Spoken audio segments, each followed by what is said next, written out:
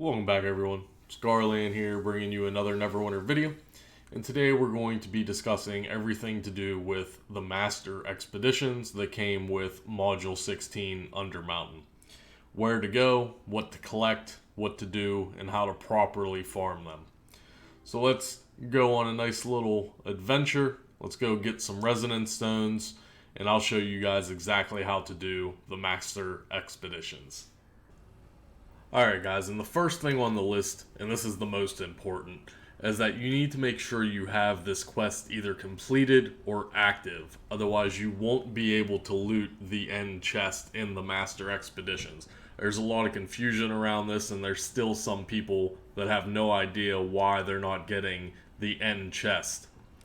So after you finish your campaign and you have the Master Expeditions unlocked, you want to make sure you come over and do the Rune Master's tutorials. She'll have, I believe, 3 total quests. And the last quest will be the Rune Etched Armor. Now, you either have to have this quest active in your journal, or you can complete it. Now, I don't honestly recommend completing it, as you're going to lose a lot of resonance stones enchanting the armor. It's just not worth doing.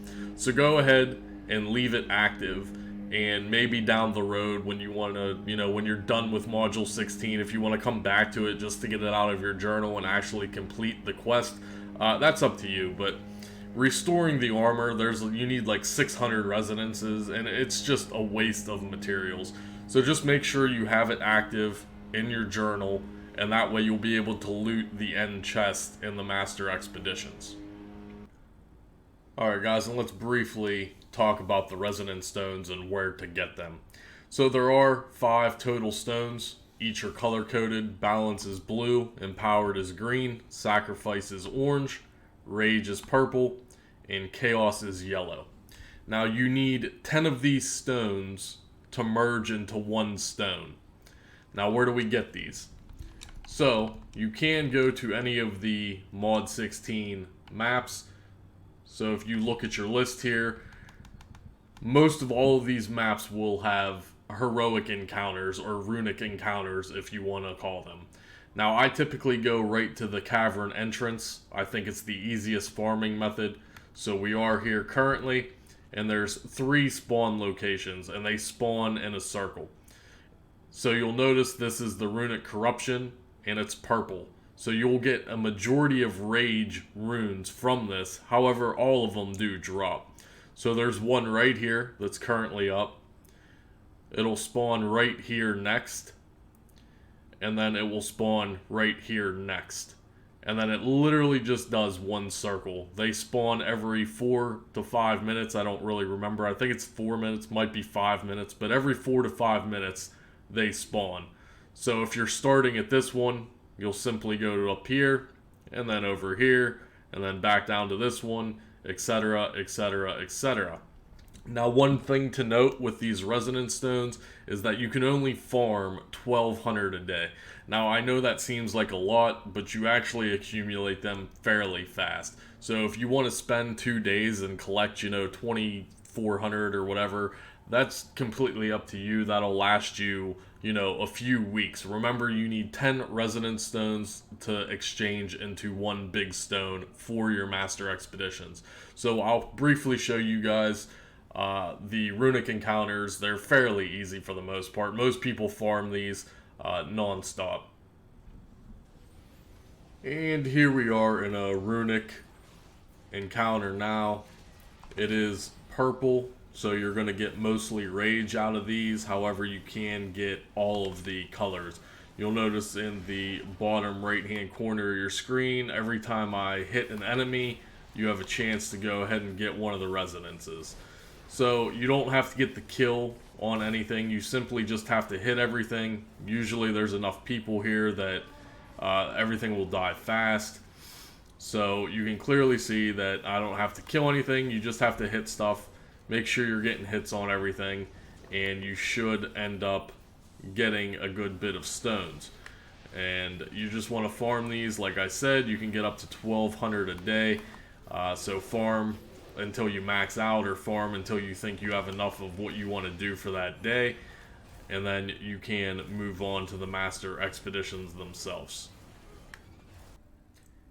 Alright guys, and once you've collected enough resonance stones, you want to come back to the Yawning Portal, navigate over to Obeya Uday, and this is where you will get your daily quest. Master expeditions, you can do 3 of these per day per character. So if you have 10 characters on your account and you've taken all of them through the Undermountain campaign, you can do 30 of these a day. So 3 per character, per account, etc. So the more characters you've taken through Undermountain, the more of these you can do. So purpose of the video, we'll go ahead and accept this. You'll gather your group right here. Now, if you want to solo these and you're a DPS character, you should have no issues doing that as long as you only do no runes, 1 rune, possibly 2 runes. However, the more runes you use, the harder it gets. So there are 3 pillars here, and like I said, if you want to do no rune runs, that's perfectly fine. However, you won't get anything out of the end chest. Now, some misconceptions are that we're going to clear up in the video are, if you're farming for your alabaster set, that comes from turning in the daily quest. So you don't even have to do any runes at all, and you'll still have the same RNG chance at the turn-in. So let me make that very clear. The alabaster weapon set does not come from the Master Expedition itself. It only comes from turning in the daily quest. It doesn't matter what runes you put down, it doesn't matter how many runes you put down, you're still going to have the same RNG chance because it comes from the actual turn-in. So, here are the 3 pillars. Like I said, you can decide if you want to use all 3. Now, we're not going to talk about the Watcher and Master Expeditions in this video. However, if you are going for Watcher runs, you need to activate all 3. Now, keep in mind, when you have all 3 active, these do get a little challenging. You should have a 5-man group that's adequately equipped to handle that task. So go ahead up to the pillar. You'll have 2 options here, to choose the runes or choose the resonance. So we want to convert. Now, like I said earlier in the video, you need 10 resonance stones to convert into 1 rune. So for instance, we will just convert all of these that we have.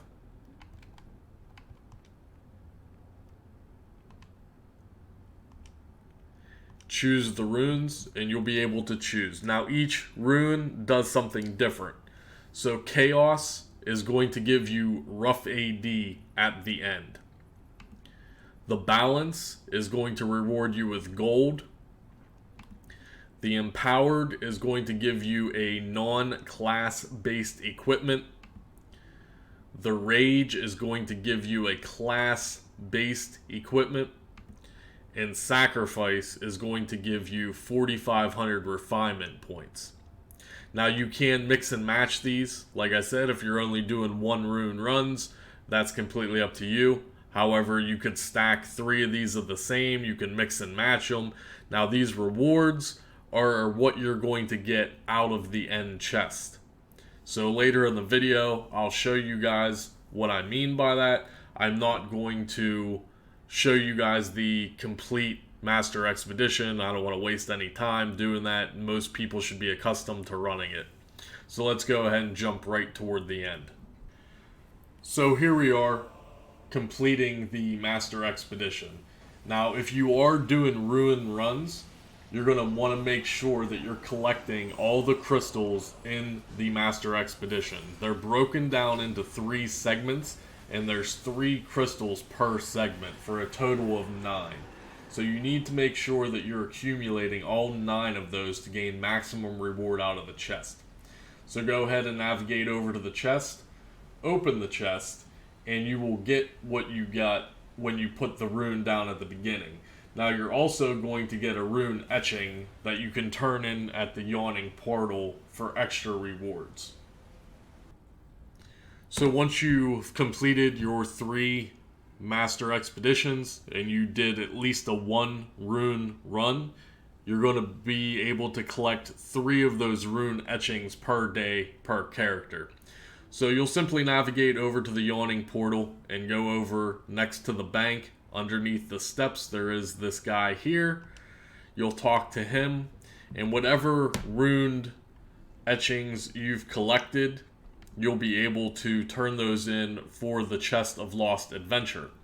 Now these chests will give you rough AD, a potion, and then you have a chance to gain either a piece of equipment or one of the artifacts, such as the Staff of Flowers.